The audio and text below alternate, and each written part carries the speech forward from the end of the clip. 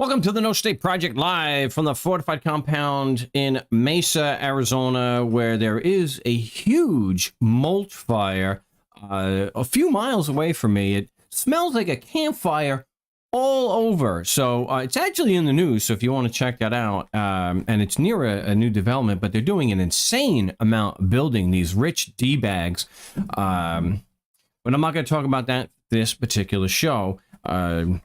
Because rich D-bags really are why society is, burning all around us. But I'll talk about that on another show. Got a lot of stuff to get to today.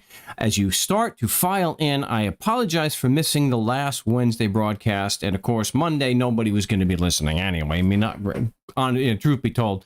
But if you want to help support the channel, you can do so in the description. And in the description, if you want to join me on this here show, you can do so. Just look right there, the Mark Stevens NSP. That is the Discord server, and I am very happy to see that it's starting to fill up. It's starting to fill up. Got some good got some decent numbers for the first week or so. That is in the description. You just hit that link and it should take you there. I guess that's how that there Discord works. And I'm going to do my best to get some Discord calls today. But for now, just use the comments, which I cannot see right now. I don't think I can see that. I don't want to hit this button over here, but I've mentioned this before, and for whatever reason, I didn't have this coming up on a search. So if anybody wants to say that there's a politician that I'm obsessed with, Larry Krasner tops the list there. And not because he's a typical politician, it's because he's not a typical politician. This is a guy who deserves all the praise. He is the district attorney in Philadelphia. He won re-election, and I had mentioned that Republicans in Pennsylvania, there, the state house, they decided that because he was going at the violent crime and he was not seeking, he was a no bail release for low-level offenses such as possession and prostitution, non-violent stuff. He was focusing on actual crimes, and it should be the crimes at his office, because there was 9 innocent people that got out of jail, which, hey, much love there. But go after these prosecutors. But again, the news is sparse, and I don't know how I missed this. So he was impeached by the House Republicans. And so it turns out, good news, why we haven't heard any recent news. Again, I don't know how I missed this. Philadelphia DA Larry Krasner impeachment trial indefinitely halted. So nice. So at least these people in the Senate realized that it was an actual witch hunt. An actual witch hunt. They were trying to say that things that he was not complying with a subpoena, and they wanted sealed grand jury indictments and transcripts, but not necessarily indictments, but the grand jury transcripts are typically sealed. And so he can't comply with the summons or subpoena to provide those records because they are on the seal. So the Senate, what the process is, you got to go to court and you got to get them unsealed, and then he can give them up. So at least these politicians, enough politicians in the Senate realized that this guy over here, this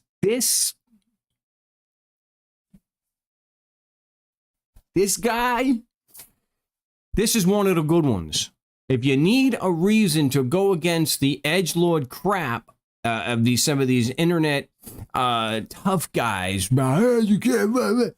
If I was in Philadelphia, I would register to vote, and I would vote for this guy right here, because 9 innocent people out of jail because of Larry Krasner and his team there. This guy here. So I know it's old news, but the Pennsylvania Senate voted to indefinitely push back the impeachment trial of Philadelphia District Attorney Larry Krasner on January 11th. The trial, which was set to begin January 18th, has an uncertain future after the state's Commonwealth Court ruled that the charges of misbehavior in office were insufficiently proven in December, according to the Philadelphia Inquirer. In November, the Pennsylvania House of Representatives originally voted to impeach. Why did it do that? Originally voted to impeach Krasner. The Republican majority House, of course, it's always if you're keeping nonviolent people out of jail and out of prison, it's going to torque these Republican scumbags something awful. They voted to impeach Krasner. The Republican majority House voted mostly upon partisan lines. Yeah, there's a shock. To impeach Krasner, a Democrat. Republicans blame Krasner's progressive policies for record levels of violent crime. Oh, yeah, sure. So by not going after prostitution, not having bail for nonviolent offenses is going to create more crime? Yeah. Yeah. Okay, so that is some good news there. And so I'm glad to hear. So that, again, that's why we don't have any recent hit news on the impeachment trial, because it was indefinitely postponed. Just not going to happen. So good news there. History will harshly judge this anti-democratic authoritarian effort to erase Philly's votes by black, brown, and broke people, in Philadelphia, Krasner wrote, adding that voters will have the last word. He was first elected as district attorney in 2017. At the time, he had no experience as a prosecutor, which is why he's been such a good DA. He was a defense attorney who was very well acquainted with this particular office's just rampant prosecutorial misconduct. At least 9 innocent people, that office put in jail. He got them out. This guy right over here. So good. Yeah, good.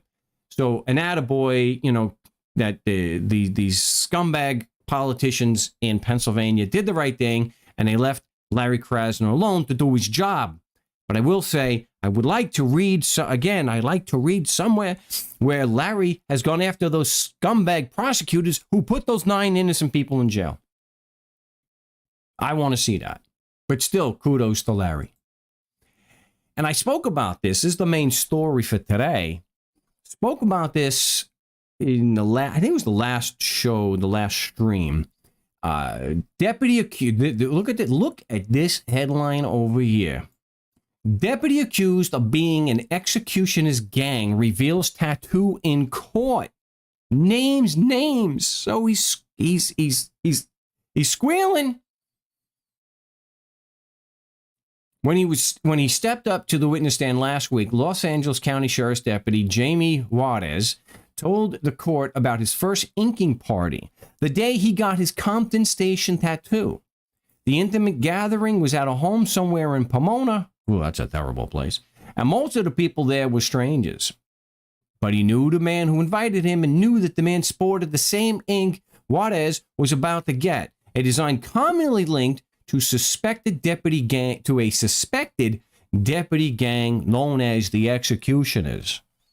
And really, most police departments and sheriff's departments, they can go by the name Executioners. There was just today, there was a cop in Idaho went and killed 2 dogs that didn't pose a threat to anybody. Nice. He pushed up a pant leg to reveal that tattoo, a helmet-wearing skeleton gripping a rifle. The rare and candid disclosure... okay, I'm going to get all of it. Came in a case centered on the secretive world of deputy gangs, reports of which have plagued the LA County Sheriff's Department for half a century and led to an array of investigation studies and legal settlements. As if a half a century ago and before, like 100 years ago to 50 years ago, that the racism within sheriff's departments and police department wasn't absolutely rampant. It was... But again, that's probably just too long ago. But I wouldn't say it was just in the last 50 years that they've had a problem with racism with police departments. I mean, come on. Some of the witnesses offered the names of everyone they'd seen with the so-called executionist tattoo. One provided pictures of a detective bureau desk decorated with the group's symbol in several places. Another, Juarez, explained the voting process used to decide who could get a tattoo and said he'd helped make that decision several times. But as much as last week's testimony revealed, it also underscored the difficulties inherent in investigating the secretive cliques. The sheriff has acknowledged that deputy gangs exist. Oh, wow. That's a pretty, I reported that last time too. Has created an office in his department to eradicate them. Yeah, it's, whoa, it just,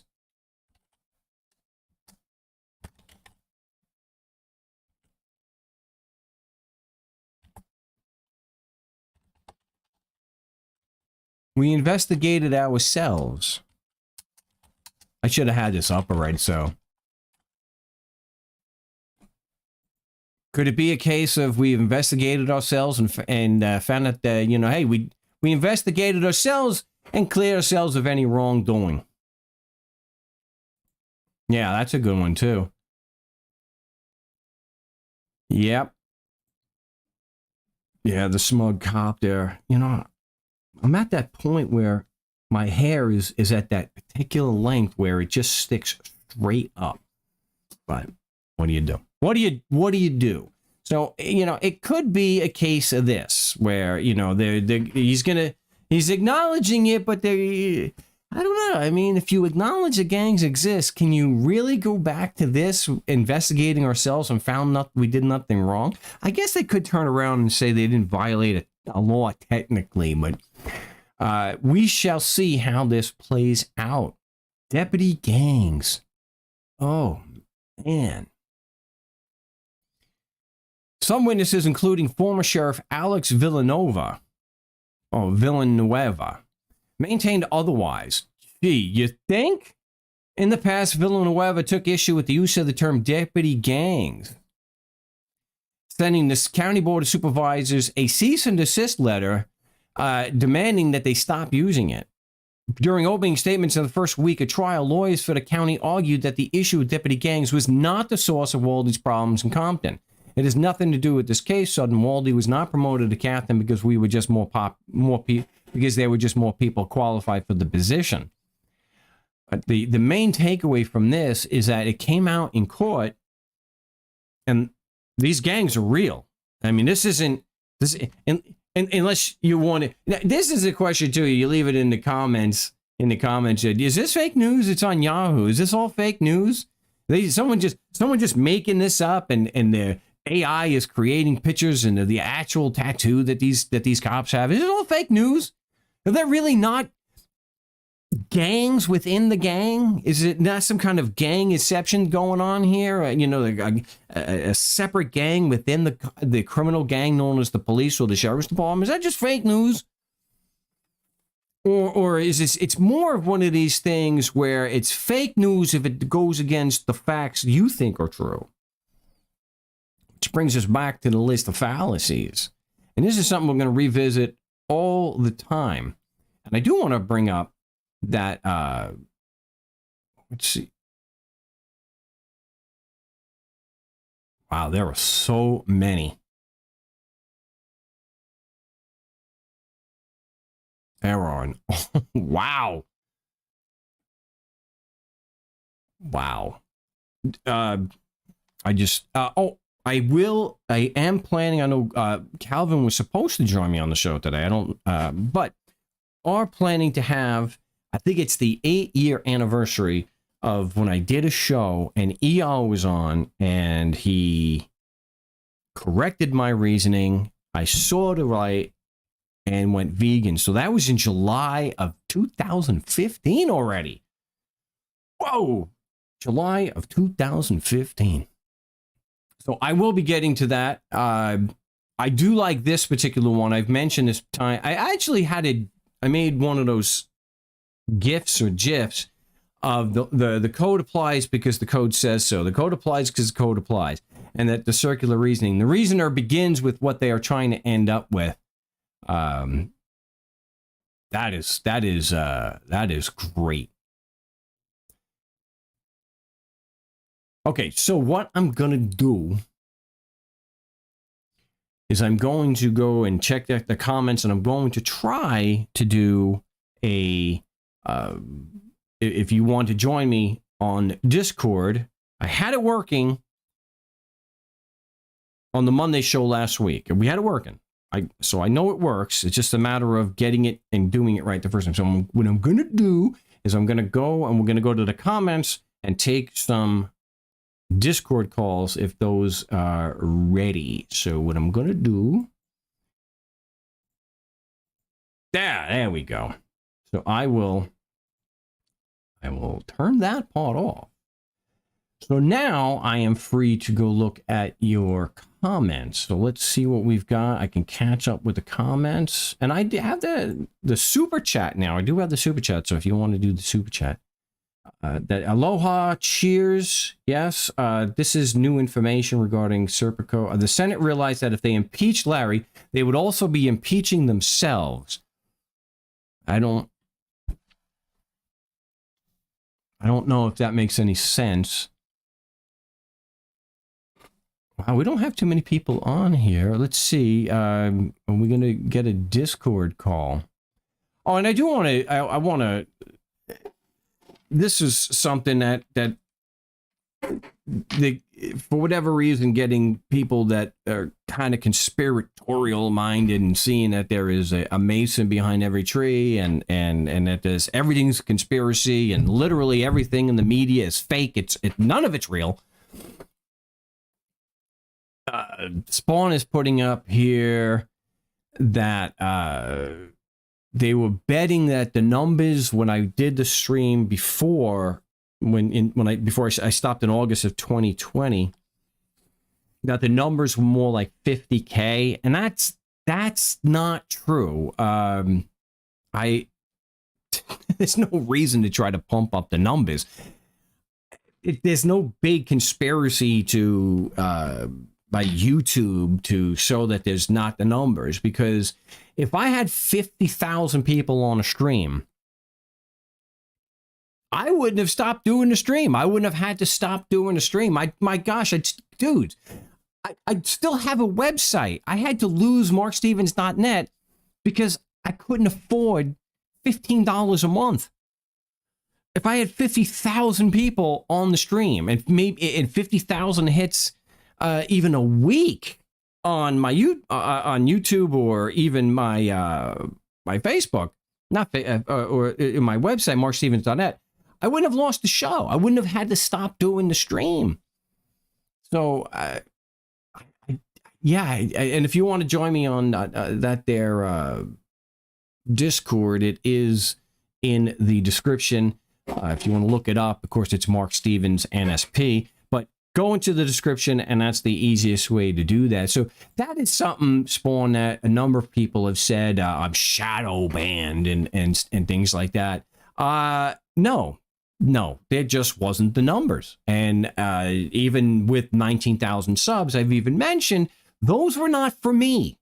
Okay, I'm not the kind that gets on there and has to toot my own damn horn. If I don't have the numbers, I don't have the numbers. I can't remember the name. High Impact, I think it was. And it was, I think his name was Brian. I've mentioned this before. It was because he mentioned that he liked my show, and he suggested to people that they subscribe. So that's what. So I had about 5,000 subs, and I got like 10,000 subs over the course of a few weeks. Those were not people who listened or followed this show. So I'm not one of these YouTube edgelords that's got to keep pumping the numbers, and it's the numbers. My thing has always been it's the message, to have a consistent message and have evidence to support that, which I have on my channel.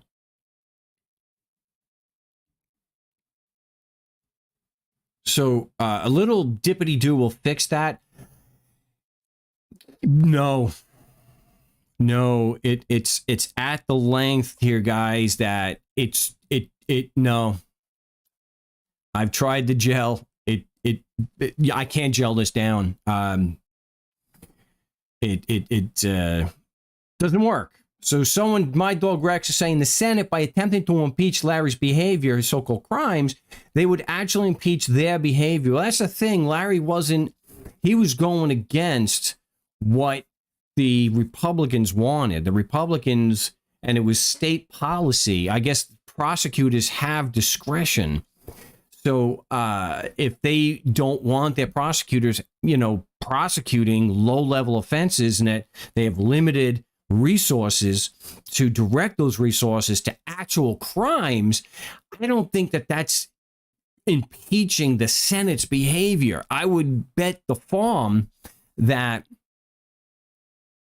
the Senate realized there was no actual evidence of wrongdoing against Krasner, and that's why they didn't want to go ahead and do that. And I think they probably more so is that they feared their own seats, because they were taking a wildly popular and effective prosecutor. I mean, he was elected a second time. So that to go after and continue with a trial where it wouldn't be as televised, but it would still be televised, not like when the president, the former president, was impeached twice. They would still get enough attention that they would be, any half idiot would be able to see there's no evidence of wrongdoing here. He didn't commit any crimes. Not asking for bail on nonviolent offenses, that is squarely within the discretion. Big word there. It's from my understanding, it's within the discretion of a prosecuting attorney's office not to have bail on such low-level offenses. So that's not a crime. To focus. So, and then what would come out in trial? I guess we're going to talk more about Larry here. And what would come out in an actual trial is what he was actually doing, which was prosecuting violent crimes. So there was no causal link whatsoever to him increasing the prosecution of violent crimes with more violent crimes being committed. It's sort of like this Republican thing where you try to take the incredible complexity of a multi-trillion-dollar economy that is with 100 different nations. Okay, there's thousands and thousands or millions of moving pieces. It's very comforting to the dim-witted to try to ascribe what is happening across an entire economy by saying one guy is, I'm going to increase inflation today. One guy is responsible for that. One guy. That oil prices or gas prices be totally untethered from oil prices, which is what they're doing. Oh, it's Joe Biden. And those stupid stickers. Joe Biden did that. Now, that one guy, or a cabinet or an administration can have an effect on prices by, let's say, flooding the oil market with reserves. That's true, but it's not one guy. It's very comforting, though, I think. I think that's what makes people who are dim-witted so susceptible. I'm from Long Island, remember that. What makes them, easily bought into ridiculous conspiracies. So you can see the same people like these Proud Boys and the Patriot Front and whatnot doing their drills and protesting with masks on. And yet a year and a half, 2 years ago, they were saying that was tyranny, that a mask was tyranny.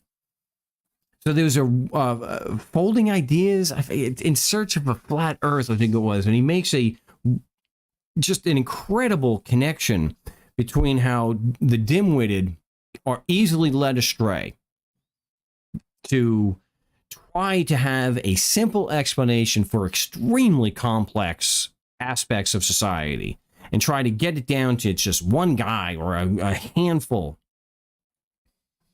It's just not the way things work, unfortunately. You have a handful of mega rich, but they have a whole system of government that they're operating through. So you have someone like Harlan Crow who is buying Supreme Court votes. It's still not just one guy. It's it's all Nelson Rockefeller, or it's all John Rockefeller. It's one guy. So I highly recommend, I think it's Folding Ideas. And it's in search of I have to,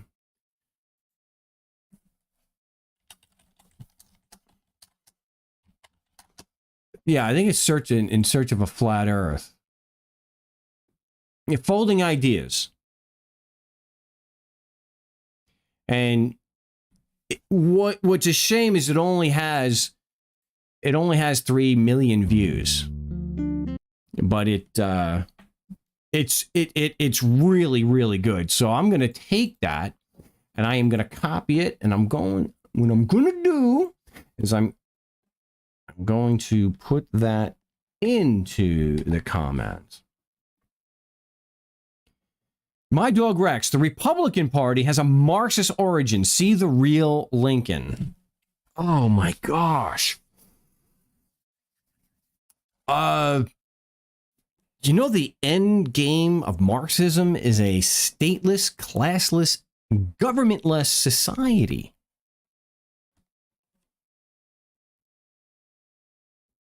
That's the end goal. It's like communism.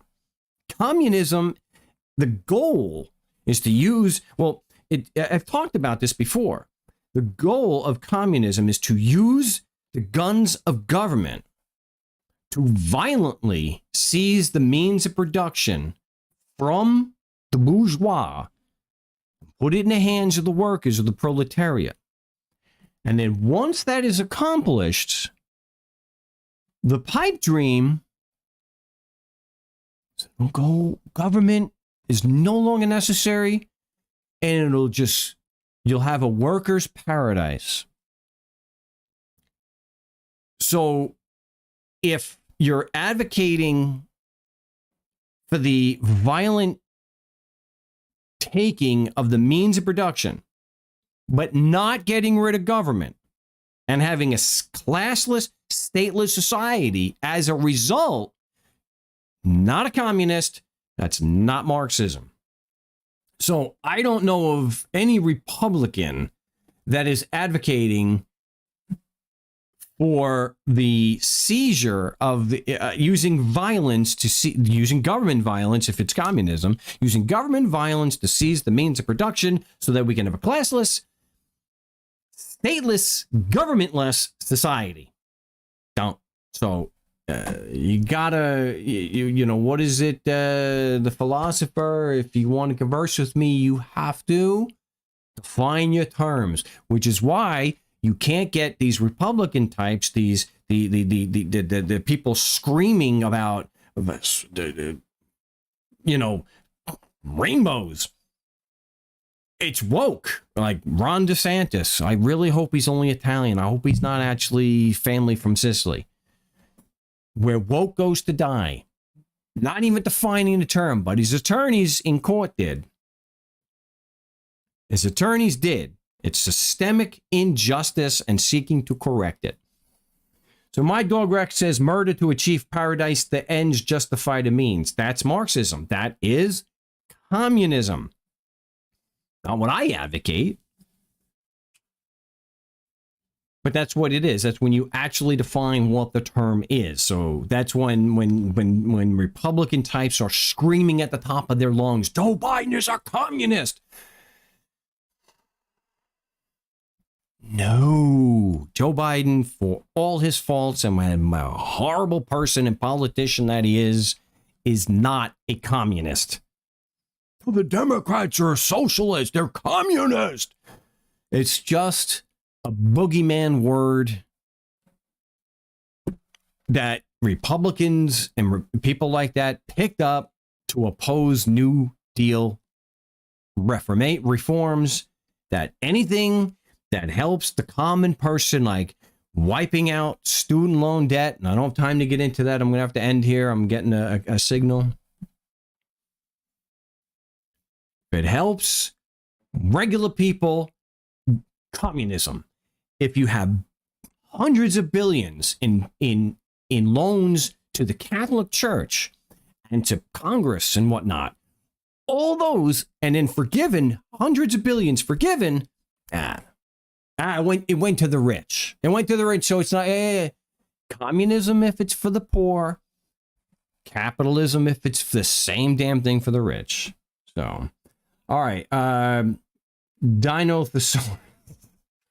How would you deal with a benchmark? How would you deal with a bench warrant, Mark, if you have time? I don't really. All right, well, I have a lot of videos on this. I go into a lot of detail about that stuff. What I like to do, what I think is effective, what has proven to be effective. You can go onto my channel and you can do a search. Maybe I'll bring this back. If you do a search on my channel for, whoa.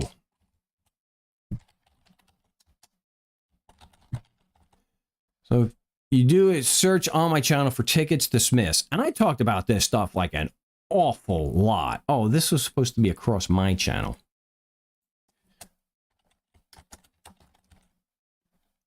I should have done this across my channel. So,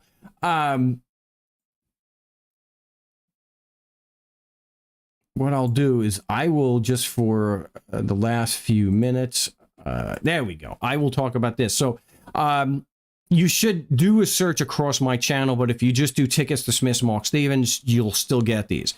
This will give you what I like to do, because and just in the last few months, the streams I've talked about this, the burden of proof is always on the one who makes the accusation. So I am a firm believer, and it's very effective, and I've got all the proof here. I talk about it a lot in this particular one. Oh, downtown Gilbert, always nice. All the evidence is here, the actual documents from court, and I believe in attacking a collateral attack. It's just with words. It's a challenge. I believe in challenging the foundational claim, so that the initial or foundational claim that the other claims are based on, if I can knock out the foundational claim, the whole rest is irrelevant, because none of the rest of the foundation is kicked out. So that's how, in a nutshell, that's how I like to do that. I guess what I can do, I will do a search across my channel so we can get more of those. Actually, you can't see all that. There we go. We get that right there. Let me do a quick search. And tickets. And there's dozens and dozens of these type of videos where I have the evidence in there. So that's what I would suggest doing. I would suggest, go through and look at that and just remember the basics. The burden of proof is on the accuser. And you'll see videos about my work where they try to say, well, it's, the cop, even though the cop is making a claim in court, you can't challenge it. And I say, vafangul, if someone's making a claim against me in court and it forms the foundation of their entire case, it's a douchebag move to turn around and say you can't challenge it. And the very fact that I can't challenge an argument or a claim against me is evidence that it's unfair. If I can't challenge the foundational claims against me, it's not fair. So if you want to be a D-bag and say, it's philosophy, that vafangul is what I say to that. That's murder. That you got to be able to separate the BS and question people on that. Look, and I've questioned them. It's a foundational claim for, let's say, jurisdiction, for example. They have to have jurisdiction for a warrant. And I've got enough evidence here where we've challenged that enough times that it's an effective way to do that. If they're going to make a claim, they have to have the evidence to back it up. So that's the best that I can do right now. I can do another show again where we're talking specifically about burdens of proof and how to question somebody and bring out that they don't have any evidence to support their claim, and why they will then start spewing this murder. Well, it's just, it's philosophy, or you can't challenge that. Well, then va fangul, it's not fair. You don't get to make a claim against me if I can't challenge it, because it's not fair. And if I'm supposed to be entitled to a fair trial and you're not allowing me to challenge this because you, the accuser, don't like it. Well, here's the thing. If you don't like it, don't make the claim. I mean, that's what they would say to me, right? So let me go back here. So I hope that does it for today, because I'm going to have to cut the show here in a few minutes. And you know, keep in mind where, you know, these so-called critics question them. Ask them, just like I did. If the claim is being made against me, why can't I challenge it? Why? Why not? How is it fair? So it's just like I wrote in Adventures. I'm using their own rules against them. They say I'm entitled to a fair trial, that I can confront the witness against me and I can cross-examine them in open court. And that's why I ask them, just like if it's going to be a warrant. And you think that you have jurisdiction for the warrant against me. Yep. And that's because I'm physically in Arizona. And if I'm physically in Arizona, you have jurisdiction, right? That's right. What evidence do you have to prove that that's true? And every single time, if you're doing it on the stand, they're screaming objection calls for legal conclusion. Well, if the witness doesn't have evidence to prove the claim, it should be tossed out, which it had been. So it's not a very difficult thing. It's just the air of legitimacy that lawyers have, and that people are intimidated by. Oh, really? I didn't even think that I didn't realize it was a philosophical question, and it's not one capable of being answered. Then don't make it in court. Then damn it, you don't make it in court. You don't. The thing about the courts is you're not allowed, under due process, you're not allowed to make a claim you can't support. And it's no excuse to say it's philosophical, especially when you're doing on an internet stream. It doesn't mean anything.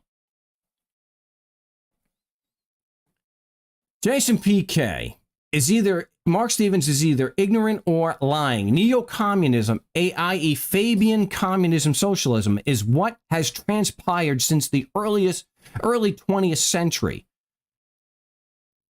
What? I did a whole stream on this.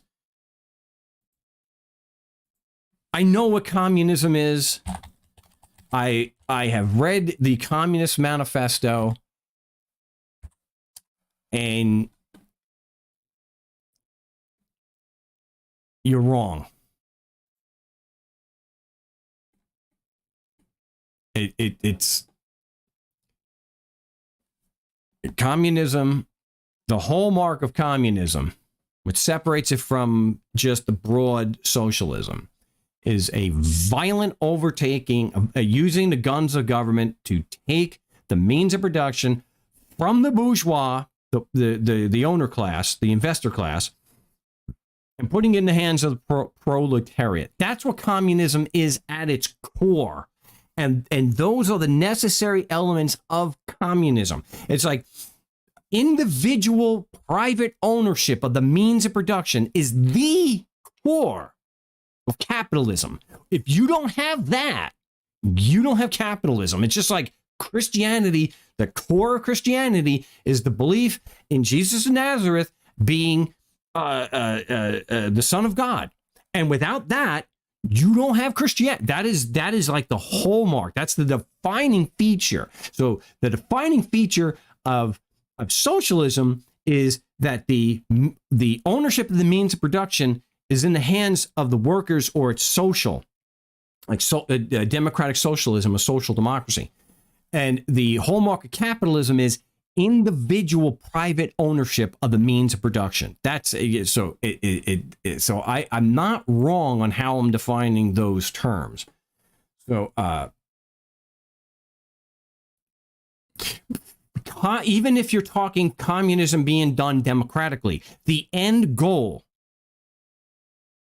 is the taking of the means of production from the bourgeois and putting it in the hands of the proletariat, or here democratically across the community, and not having a government. Communism at its core is the proletariat or socially owned means of production, stateless, classless, government-less society. That's it. If you don't have that, and if that's not the goal, it's not communism. Actually, a defining feature of Christianity is Jesus dying on the cross for you. Okay, the Son of God. Communism is slavery / dictatorship by committee. The communists never go away. See Lysander Spooner. Okay.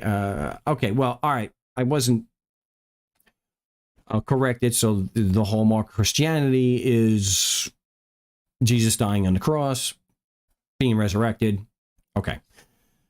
But without that, not Christianity. All right. So I am going to be cut off here really soon. So I'm going to end the stream there. That was a good discussion. I'm a little disappointed nobody wanted to join me on their Discord. So, and Spawn, I don't mind, people come in, they come out.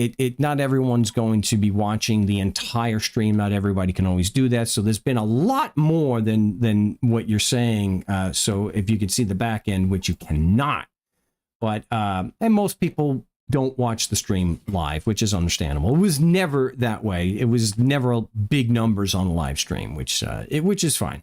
But hopefully next time we can get more people that will want to join me on their Discord, because most people are not on not on Discord listening. So that is unfortunate. But if you want to help support the big show, you go into the description.